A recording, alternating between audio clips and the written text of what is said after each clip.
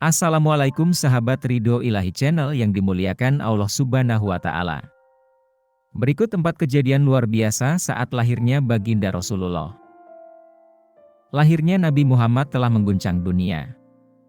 Dengan hadirnya Rasul akhir zaman di muka bumi, nasib ajaran syirik akan berakhir. Sejumlah kejadian luar biasa menyambut kedatangan putra Abdullah, hingga makhluk heran dan bertanya, ada apa ini? Kejadian pertama, pancaran cahaya terang. Saat Rasulullah lahir, seluruh rumah Abdullah bercahaya terang, bahkan cahayanya memancar sampai ke negeri Syam. Sayyidah Fatimah binti Abdullah yang hadir dalam peristiwa ini menjelaskan sebagai berikut. Aku hadir saat Rasulullah dilahirkan. Saat itu, tampak cahaya menerangi seisi rumah. Aku melihat bintang-bintang turun mendekat, sampai aku mengira benda langit itu akan menimpaku. Aku juga melihat Rasulullah lahir sudah dalam keadaan sudah dihitan. Ahmad bin Umar Al-Ansyari, Itsbatu Nubuwati Muhammad, 2004, halaman 52. Kejadian kedua, Sayyidah Aminah tidak merasakan keluhan saat mengandung. Secara kedokteran, seorang ibu yang hamil akan mengalami keluhan seperti mual, muntah, sakit pada ulu hati, kaki bengkak dan lain-lain. Dalam riwayat Ibnu Ishaq dijelaskan, Sayyidah Aminah pernah mengisahkan saat dirinya sedang mengandung janin Nabi Muhammad, ia mendengar suara tanpa rupa, sungguh engkau sedang mengandung seorang pemimpin umat. Sayyidah Aminah menjawab, aku tidak merasakan bahwa diriku sedang mengandung, juga tidak merasakan berat sebagaimana yang dirasakan wanita hamil pada umumnya. Hanya saja, aku merasa janggal karena aku tidak mengalami datang bulan. Kejadian ketiga, terjungkalnya berhala-berhala di muka bumi.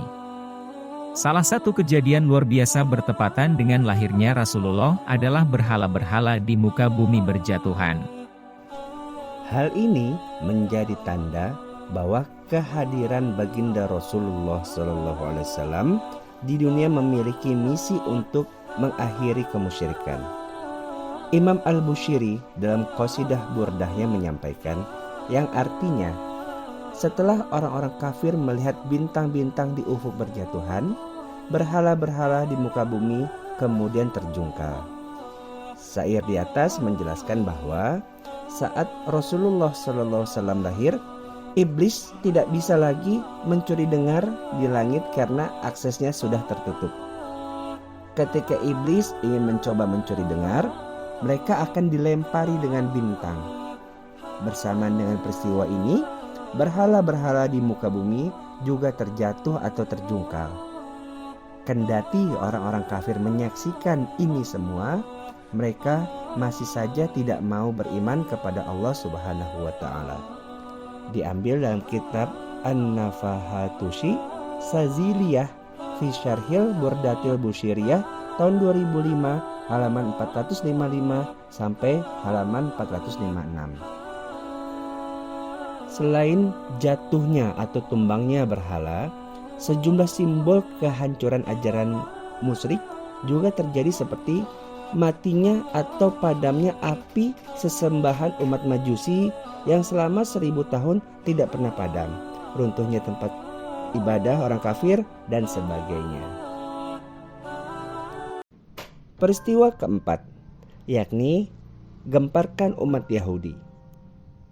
Salah satu kebanggaan yang dimiliki oleh umat Yahudi atau Bani Israel adalah banyaknya nabi yang berasal dari ras dan suku mereka. Setidaknya hanya 10 nabi yang bukan dari Bani Israel, yaitu Nabi Nuh alaihissalam, Nabi Hud alaihissalam, Nabi Soleh alaihissalam, Nabi Su'aib alaihissalam, Nabi Ibrahim alaihissalam, Nabi Lut alaihissalam, Nabi Ishak alaihissalam, Nabi Yakub alaihissalam, Nabi Ismail alaihissalam, dan Nabi Muhammad sallallahu alaihi wasallam.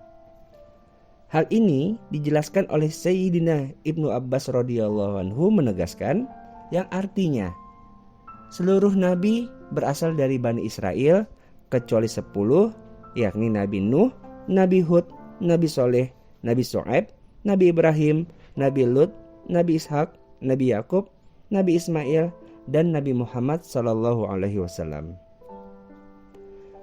Dari kenyataan ini, sebelum Rasulullah SAW lahir, umat Yahudi merasa percaya diri jika Nabi yang kelak dinamai Muhammad itu berasal dari suku mereka. Akan tetapi, begitu sudah Rasulullah SAW lahir, ternyata Nabi itu berasal dari keturunan bangsa Arab. Mereka kaget bukan kepalang. Hal ini membuat mereka terpukul dan sangat kecewa hingga akhirnya mereka tidak mau beriman. Berkaitan dengan hal ini, ada cerita menarik.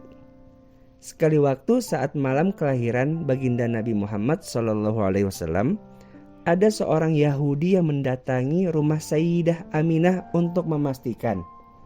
Setelah si Yahudi itu tahu bahwa bayi Sayyidah Aminah adalah Nabi terakhir yang selama ini dijanjikan, ia kaget dan pingsan.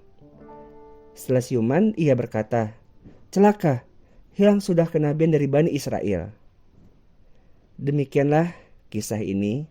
Semoga dengan kita banyak mempelajari kisah Rasulullah SAW, kita makin mencintai Rasulullah SAW, dan semoga kita mendapatkan syafaat dari Rasulullah baik di dunia maupun di akhirat. Terima kasih. Assalamualaikum warahmatullahi wabarakatuh.